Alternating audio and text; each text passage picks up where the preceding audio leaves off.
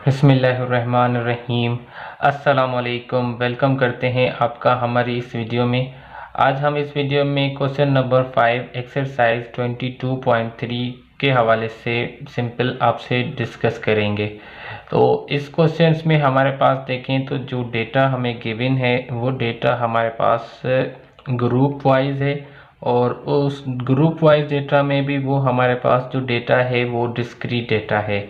अब discrete data को किस तरीके से पहचाना जाता है कि वो हमारे पास सिंपल जो भी गिवन क्लासेस होंगे हम उन गिवन क्लासेस में उनका स्पेस देखेंगे। तो यहाँ पे देखें हमारे पास 5.5 इसमें जो स्पेस है 0.5 का है, फिर 5.5 से 6 का स्पेस वो भी 0.5, फिर 6 से 6.5 यहाँ पे भी स्पेस हमारे पास 0.5। तो ऐसा हमारे पास जहाँ तक लास्ट तक 0.5 जो है ना इन सब क्लासेस में डिस्टेंस आ रहा है। तो इससे हम ये कह सकते हैं कि ये हमारे पास जो डेटा है वो ग्रुप डेटा में डिस्क्रीट क्लासेस के हवाले से है। अब यहाँ पे हमारे पास हमेशा फर्स्ट रो में क्लासेस होंगे और उन क्लासेस को हम यहाँ पे x से डिनोट करेंगे, और जो हमारे पास सेकंड रो है इस सेकंड रो में जितने भी कॉलम्स हैं वो इस क्लासेस की फ्रीक्वेंसीज हैं।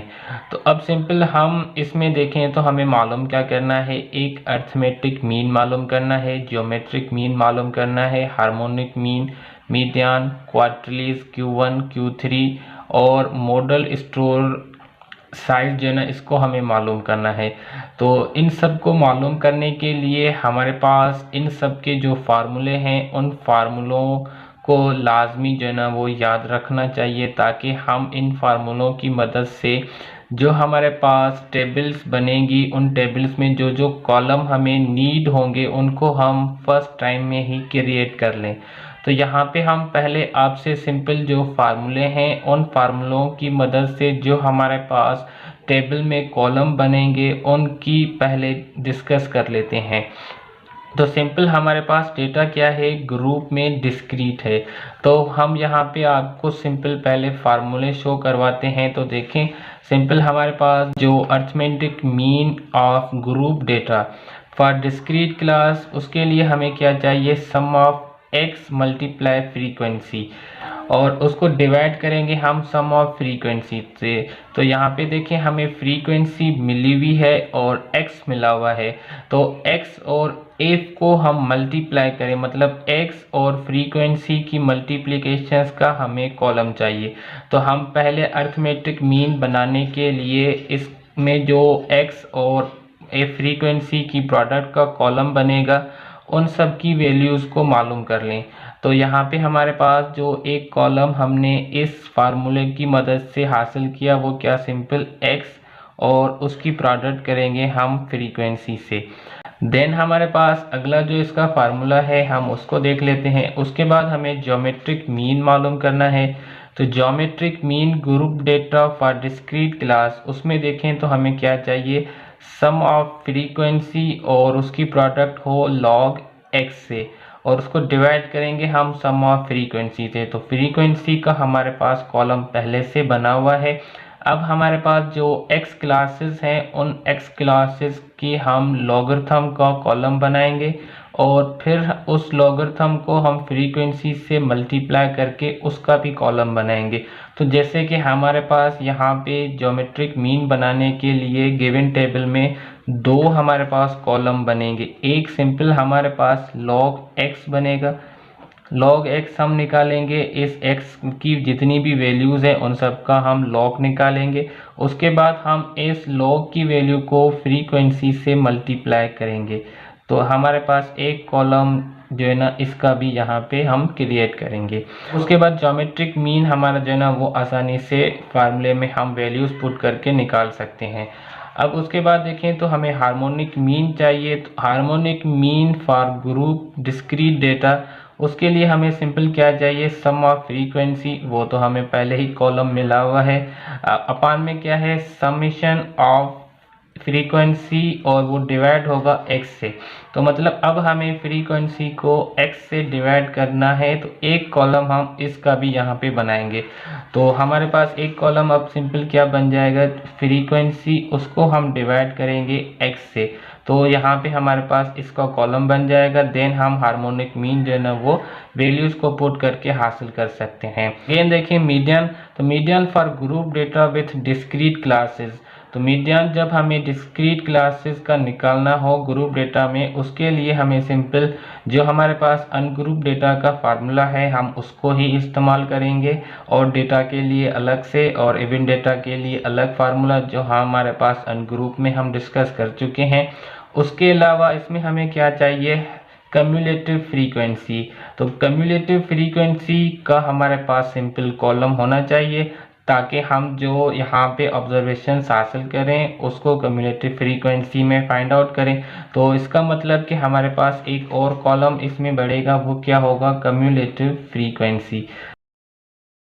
बाकी हमारे पास मोड चाहिए। मोड के लिए हमें सिंपल कोई भी कॉलम नहीं बनाना, क्योंकि डेटा हमारे पास डिस्क्रीट है। इसमें हमें सिंपल जो मोस्ट फ्रीक्वेंसी होगी उसको जो ना इस्तेमाल करना होगा। और उसके अलावा क्वार्टरलेस Q1 Q3, और इसके लिए हमें सिंपल कोई भी कॉलम नहीं चाहिए, क्योंकि इनके जो फार्मूले हैं वो हम आपको शो करवा लेते हैं। देखें जो इनके फार्मूले हैं फॉर अनग्रुप डेटा, हमारे पास डेटा यहाँ पे ग्रुप है तो हम इसको छोड़ देते हैं। अब for group data with discrete classes, तो डिस्क्रीट क्लासेस के लिए हम सिंपल क्या करेंगे, ये जो अनग्रुप के फार्मूले हैं उनको इस्तेमाल करेंगे। और उनमें देखें तो हमें n चाहिए, मतलब नंबर ऑफ ऑब्जर्वेशंस चाहिए। तो नंबर ऑफ ऑब्जर्वेशंस हमारे पास पहले ही डेटा में गिवन है, जो कि सम ऑफ फ्रीक्वेंसी है, उसका कॉलम हमारे पास बना हुआ है। उसके अलावा हमें इसमें कम्युलेटिव फ्रीक्वेंसी चाहिए, वो भी कॉलम हम मीडियन के फार्मूले से पहले ही ड्रॉ कर चुके हैं। अब हमें इसमें कोई भी सिंपल यहाँ पे टेबल्स को नहीं बनाना। तो हमारे पास जितनी भी टेबल्स में कॉलम थे वो हमने सिंपल जो है ना वो बना दिए। अब इनकी हम कैलकुलेशंस करके उसके बाद इनका जो सम है वो सम निकाल के एक ही टाइम में मुकम्मल जो हमारे पास टेबल है उसको बनाएंगे। देन हमारे पास जो फार्मूले हैं उसकी मदद से हम आसानी से अपने क्वेश्चंस को जल्दी से वाइंड अप कर लेंगे। तो अब हमारे पास देखें x और f को मल्टीप्लाई करेंगे, तो यहाँ पे 5 को 2 से मल्टीप्लाई करेंगे, हमारे पास इसका जो आंसर आएगा वो 10 आएगा। और उसके बाद जब 5.5 को 5 से मल्टीप्लाई करेंगे तो हमारे पास इसका आंसर आएगा 27.5। और जब 6 और 15 को आपस में मल्टीप्लाई करेंगे तो हमारे पास आंसर आएगा इसका 90। और उसके बाद जब हम 6.5 को मल्टीप्लाई करेंगे 30 से, तो हमें जो आंसर मिलेगा वो मिलेगा 195। देन 7 को 60 से मल्टीप्लाई करेंगे, हमें आंसर मिलेगा 420। और उसके बाद जब हम 7.5 को 40 से मल्टीप्लाई करेंगे मिलेगा 300। और उसके बाद जब हम 8 को 23 से मल्टीप्लाई करेंगे तो हमें इसका जो आंसर मिलेगा वो सिंपल मिलेगा 184। देन 8.5 को 11 से मल्टीप्लाई करेंगे तो हमारे पास जो आंसर आएगा वो 93.5। देन हमारे पास जो 9 को 4 से मल्टीप्लाई करेंगे तो इसका आंसर क्या आएगा 36। और उसके बाद 9.5 को 1 से मल्टीप्लाई करेंगे तो 9.5 आएगा। अब जो हमारे पास x है हम उन x का लॉग निकालते हैं, तो सिंपल लॉग ऑफ 5 निकालेंगे तो हमारे पास इसका वैल्यू क्या आएगा 0.6989। इसको हम हेल्प ऑफ कैलकुलेटर्स जो है ना वो निकालेंगे। अब लॉग ऑफ 5.5 निकालेंगे तो उसका आंसर हमारे पास आएगा 0.7403। उसके बाद 6 का लॉग निकालेंगे तो उसका आंसर आएगा 0.7781। तो अब 6.5 का जब लॉग निकालेंगे तो 0.8129। अब उसके बाद जब 7 का लॉग निकालेंगे तो उसकी वैल्यू हमारे पास क्या आएगी 0.8450। देन हमारे पास जो 7.5 है उसका जब लॉग निकालेंगे तो उसकी वैल्यू हमारे पास सिंपल क्या आएगी 0.8750। देन 8 का जब लॉग निकालेंगे तो उसकी वैल्यू हमारे पास आएगी 0.903। अब उसके बाद जब हम 8.5 का लॉग निकालेंगे तो उसकी वैल्यू हमारे पास आएगी 0.9 0.294। तो सिंपल जब log ऑफ 9 निकालेंगे 0.9542 आएगा, और उसके बाद जब हम log ऑफ 9.5 निकालेंगे तो 0.9777। अब हमारे पास सिंपल log ऑफ x भी मिल गया, हमें x जो है ना फ्रीक्वेंसी भी मिली हुई है। तो अब हम फ्रीक्वेंसी और log ऑफ x की प्रोडक्ट रखेंगे। तो जब 2 को हम log ऑफ x मतलब 0.6989 से प्रोडक्ट करेंगे तो उसका हमारे पास सिंपल आंसर क्या आएगा, 1.3979। 5 की प्रोडक्ट 0.7403 से निकालेंगे तो हमारे पास इसका आंसर आएगा 3.7018। अब जब 15 को हम 0.7781 से प्रोडक्ट करेंगे तो हमारे पास इसका आंसर आएगा 11.6722।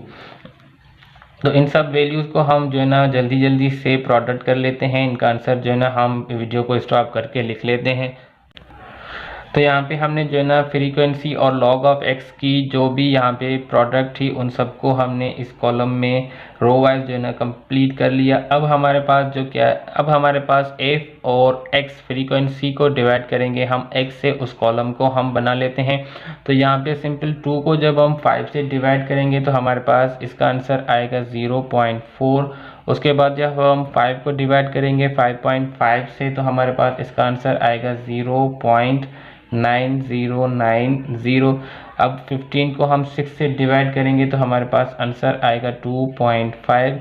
उसके बाद 30 को 6.5 से डिवाइड करेंगे तो 4.6153 आंसर आएगा। उसके बाद 60 को 7 से डिवाइड करेंगे तो हमारे पास इसका आंसर आएगा 8.5714।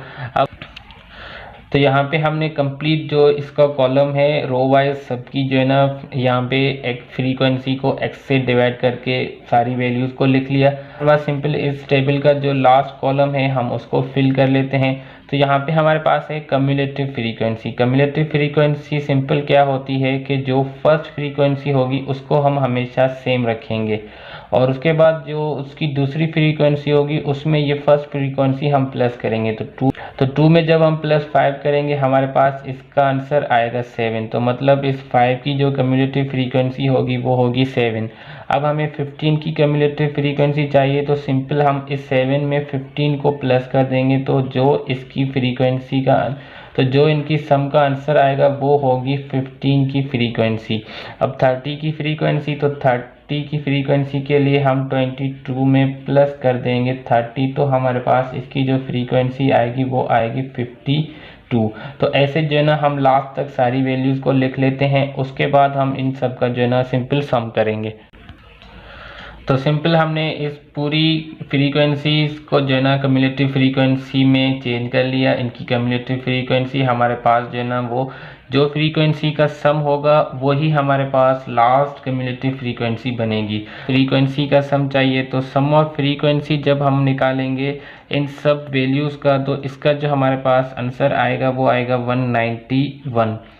अब उसके बाद हमें इस कॉलम की भी जो है ना वो फ्रीक्वेंसी का सम चाहिए, तो इसका हमारे पास सम सिंपल क्या आएगा 136.5।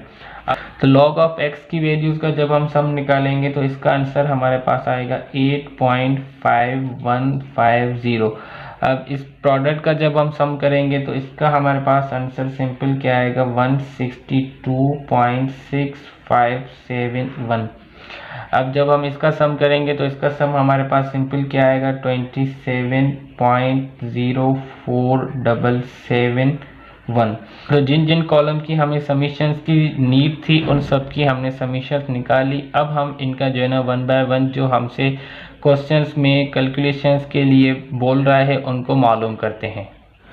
तो अब हमारे पास सबसे पहले हमें अर्थमेटिक मीन निकालना है, और उस अर्थमेटिक मीन के लिए हमें सम ऑफ फ्रीक्वेंसी चाहिए, sum of product of frequency and classes चाहिए। तो इन दोनों को हमने सिंपल यहाँ पे मालूम कर लिया है। तो अब हम इसका फार्मूला अप्लाई करते हैं। तो सिंपल देखें, इसका हमारे पास जो फार्मूला है वो है summation of product of x and frequency divided by summation of frequency. तो इसका जो हमारे पास सम आया था वो 1365.5 आया था, और हमारे पास जो सम ऑफ फ्रीक्वेंसी हमने निकाली हुई है वो 191। तो अब जब हम इन दोनों को डिवाइड करेंगे आपस में तो हमारे पास इसका जो आंसर आएगा वो आएगा 7.149।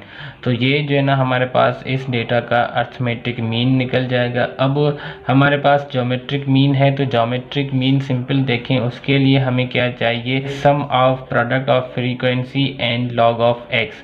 तो इसका हमने सम जो है ना वो टेबल में निकाल लिया है और उसको हम डिवाइड करेंगे सम ऑफ फ्रीक्वेंसी से। तो इसका हमारे पास सम सिंपल क्या आया था 162.6571, और उसको डिवाइड करेंगे 191 जो कि सम ऑफ फ्रीक्वेंसी है, और उसके बाद इसको हम डिवाइड करके देन इसका एंटी लॉग बाय कैलकुलेटर निकालेंगे तो हमारे पास इसका आंसर आएगा 7.057। देन हमें जो है ना वो क्वेश्चन वाइज हार्मोनिक मीन चाहिए। तो हार्मोनिक मीन के लिए हमें समीशन ऑफ फ्रीक्वेंसी वो मिली हुई है 191, और उसको हम डिवाइड करेंगे summation of frequency over x के सम से। तो वो भी हमने जो है ना सिंपल निकाल दिया था 27.04771। इनको जब हम डिवाइड करेंगे तो इसका आंसर हमारे पास आएगा 7.0615। तो देखें हमारे पास जो है ना वो हमने एक टेबल में सारे कॉलम बना लिए हैं, अब हमें कोई भी डिफ़िकल्टीज नहीं हो रही। तो पहले हम जब भी इन क्वेश्चंस को सॉल्व करें फार्मूले जो है ना वो साइड में याद करके लिखें, और फिर वन बाय वन उनके हिसाब से हम पूरी टेबल क्रिएट करके देन हम आसानी से जो है ना सिंप्लीफिकेशन इस तरीके से कर सकते हैं। अब उसके बाद हमें मीडियन चाहिए। तो मीडियन के लिए यहाँ पे हमें डेटा को पहले नोट करना है कि इवन है या ऑड है। तो यहाँ पे n हमारे पास जो होगा वो समीशन ऑफ फ्रीक्वेंसी, उसको हम n के बराबर लेंगे, और उसका सम हमारे पास जो है ना वो 191 आ रहा है, और वो एक ऑड डेटा है। तो ऑड डेटा के लिए हमारे पास जो मीडियन में ऑब्जर्वेशंस निकालने का फार्मूला है वो है n+1/2 टर्म। तो इसमें हम सिंपल n की वैल्यू 191 रखेंगे, और उसको जब +1 और उसमें +1 करेंगे डिवाइड करेंगे 2 से तो हमें 96 ऑब्जर्वेशंस मिलेगी। अब जैसा कि ये हमारे पास डेटा जो है ना वो डिस्क्रीट है, तो हम इसमें जो है ना क्यूमुलेटिव फ्रीक्वेंसी की हेल्प लेंगे। तो क्यूमुलेटिव फ्रीक्वेंसी में जो 96 ऑब्जर्वेशंस है वो हमारे पास क्यूमुलेटिव फ्रीक्वेंसी 112 में है, क्योंकि यहाँ पे देखें तो टेबल में जब हम देखेंगे तो 96 ऑब्जर्वेशंस हमारे पास देखें तो 52 के बाद 112 आ रहा है, और 52 और 112 के दरमियान जो है ना वो 96 आता है। तो इसलिए हम 96 ऑब्जर्वेशंस को जो उसके क्लोजनेस नंबर होगा उसके बराबर लेंगे। तो यहाँ पे 112 इसके क्लोज है, और ये हमारे पास जो क्लास है वो 7 में लाई हो रहा है। तो यहाँ पे हम जो इस डेटा का मीडियन कवर करेंगे वो होगा हमारे पास 7।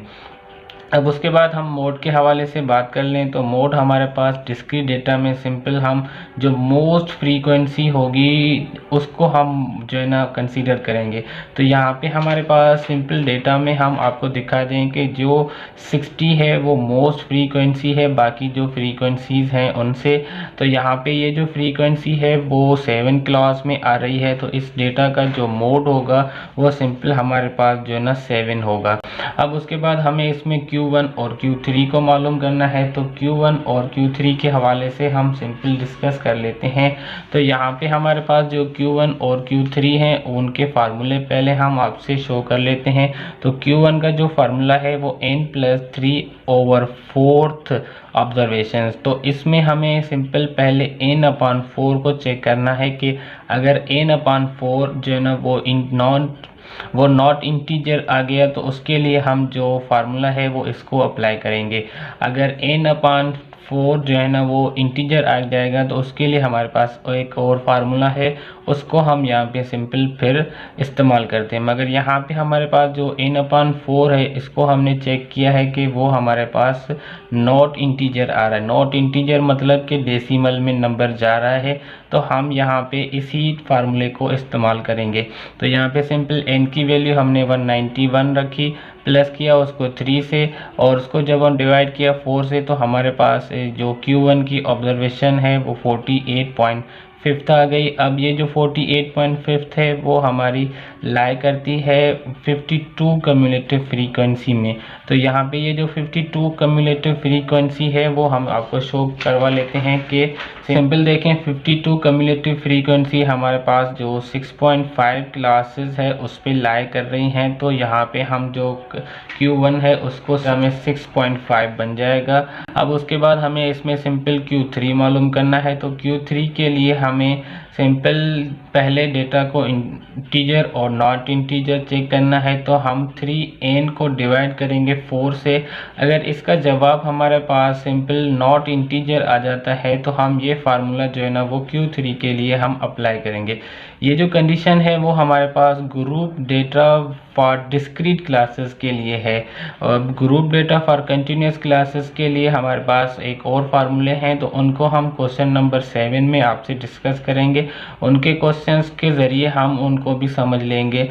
यहाँ पे हम जो भी आपसे डिस्कस कर रहे हैं वो सब हमारे पास डिस्क्रीट डेटा के हवाले से है। तो अब देखें यहाँ पे जब हम 3n को डिवाइड करेंगे 4 से तो हमारे पास अगेन डेसिमल नंबर आ रहा है, और डेसिमल नंबर ये एक नॉट इंटीजर है। तो हम यही फार्मूला जो है ना इसमें Q3 के लिए अप्लाई करेंगे। तो सिंपल जब हम 3 को 191, यहाँ पे 191 जो है ना वो n है, और n यहाँ पे हम सम ऑफ फ्रीक्वेंसी को सपोज कर चुके हैं। तो हम यहाँ पे इस वजह से सम ऑफ फ्रीक्वेंसी की वैल्यू रख रहे हैं और उसको प्लस करेंगे 1 से, फिर डिवाइड करेंगे 4 से। तो हमारे पास यहाँ पे जो आंसर आएगा वो आएगा 143.5। तो ये जो हमारे पास ऑब्जर्वेशंस है वो लाई करती है कम्युलेटिव फ्रीक्वेंसी 152 में, और 152 हम आपको शो करवा लें देखें तो वो हमारे पास जो है ना वो 7.5 क्लासेस में लाई कर रहा है। तो यहाँ पे जो Q3 होगा इस डेटा का वो हमारे पास सिंपल क्या होगा 7.5। तो ये हमारे पास जो क्वेश्चन नंबर 5 हो यहाँ पे कंप्लीट होता है। इसकी जितनी भी रिक्वायरमेंट थी वो हमने 1 बाय 1 सिंप्लीफिकेशंस करके सॉल्व कर ली। तो उम्मीद करते हैं ये जो क्वेश्चंस हमने आपको सॉल्व करवाया है वो आपके लिए काफ़ी हेल्पफुल होगा। इसका एक और क्वेश्चन नंबर 6 जो है ना वो आपके लिए एज अ होमवर्क है, उसको आप खुद से ट्राई करें कि आपको ये सारी चीज़ें जो है ना अच्छे से मेमोराइज हो जाए। पहले आप जो है ना सारे फार्मूले अपने माइंड में बिठाएं या एक पेज पे नोट कर लें, उसके बाद उसके हिसाब से टेबल को क्रिएट करें और देन 1 बाय 1 जो हमें क्वेश्चंस में पूछ रहा है उसको मालूम करते जाएं। अब यहाँ पे जो क्वेश्चन नंबर 6 है उसके हवाले से सिंपल थोड़ी सी कुछ बातें हैं उनको सुन लें। उसके बाद ये क्वेश्चंस आपके लिए बिल्कुल ही क्वेश्चन नंबर 5 के जैसे ही बन जाएगा। तो यहाँ पे हमारे पास जो डेटा है वो सिंपल डिस्क्रीट है। वो किस तरीके से देखें कि यहाँ पे फर्स्ट से लेके जो लास्ट क्लासेस हैं उन सब में हमारे पास जो 2 है उनका डिफरेंस है। तो जब हमारे पास जो इन क्लासेस के दरमियान डिफरेंस इक्वल हो तो वो डेटा हमारे पास जो है ना वो डिस्क्रीट डेटा बन जाती है। तो यहाँ पे हमारे पास सिंपल जब हम सम ऑफ फ्रीक्वेंसी निकालते हैं तो वो सम ऑफ फ्रीक्वेंसी इन सब की टोटल जो है ना वो 1000 बनती है। तो हम यहाँ पे सिंपल जो 1000 है वो इवन, तो 1000 जो है ना वो इवन नंबर्स है, इसलिए हम मीडियन में इवन नंबर्स का जो फार्मूला है उसको इस्तेमाल करेंगे। और उसके अलावा जो हमारे पास Q1 और Q3 हैं उनको निकालने के लिए हम इनमें जो Q1 है उसको हम फाइंड आउट करने के लिए पहले हम इंटीजर और नॉन इंटीजर्स को चेक करते हैं। तो इसमें जो हम n/4 है, मतलब जो n हमारे पास है वो 100 है, उसको जब हम डिवाइड करते हैं 4 से तो वो हमारे पास 250 आता है। तो 250 एक इंटीजर नंबर है। तो इंटीजर नंबर के लिए जो Q1 का फार्मूला बनेगा वो हमारे पास सिंपल क्या होगा उसको हम आपको शो करवा लेते हैं कि जो हमारे पास Q1 बनेगा इसमें इंटीजर के लिए वो सिंपल 1/2, फिर हम nth ऑब्जर्वेशन n/4 फिर प्लस n/4 प्लस 1th जो ऑब्जर्वेशन है उसको निकालेंगे। फिर हम जैसे मीडियन में इवन डेटा के लिए सॉल्यूशंस करते हैं, जो 2 नंबर्स आते हैं उनका एवरेज निकालते हैं। तो यहाँ पे भी इस तरीके से हम Q1 निकालेंगे। तो ये थोड़ी चेंजिंग है इसमें। और उसके अलावा हमारे पास जो Q3 है, जब हम Q3 निकालते हैं वो भी हमारे पास सिंपल नॉन इंटीजर नंबर्स नहीं आता, इंटीजर नंबर आता है, मतलब कि डेसिमल में नंबर जो है ना वो नहीं आ रहा। तो जब हमारे पास जो n3n/4 है उसका आंसर डेसिमल में नहीं, मतलब कोई हमारे पास इंटीजर नंबर बन रहा है, तो उसके लिए हम ये फार्मूला अप्लाई करेंगे जो हम सिंपल मीडियन में इवन के तरीके से मालूम कर जो मीडियन में इवन जो मेथड है उसके लिए हम सॉल्यूशंस करते हैं, यही सेम यहाँ पे भी हम वही तरीका अप्लाई करेंगे। और उसके बाद हम इसमें जो है ना वो कम्युलेटिव फ्रीक्वेंसी की मदद से सिंपल यहाँ पे हम इनकी जो Q3 और Q1 है उसको मालूम करेंगे। तो यही थोड़ी चेंजिंग है Q1 और Q3 के हवाले से। बाकी जो सॉल्यूशंस हैं वो सेम हमारे पास क्वेश्चन नंबर 5 के तरीके से है। तो क्वेश्चन नंबर 5 में आप सिंपल जिस तरीके से क्वेश्चन नंबर 5 में जिस तरीके से हमने आपको सॉल्यूशंस करवाई है, यहाँ पे भी आप उसी सेम तरीके से पूरी सॉल्यूशंस करेंगे। और Q1 Q3 के हवाले से हमने आपको कंप्लीट जो है ना वो गाइडलाइन कर दिया है। उम्मीद है ये जो क्वेश्चन नंबर 5 और ये जो क्वेश्चन नंबर 6 हमने थोड़ा आपको गाइडलाइन किया है कि वो आपको समझ में आ गए होंगे। ऐसी मज़ीद वीडियोस के लिए हमारे चैनल को लाजमी सब्सक्राइब करें, ताकि हम जैसे ही ऐसे अच्छे वीडियोस जो है ना वो अपलोड करें उनका नोटिफिकेशंस आपको जो है ना वो मिलता रहे।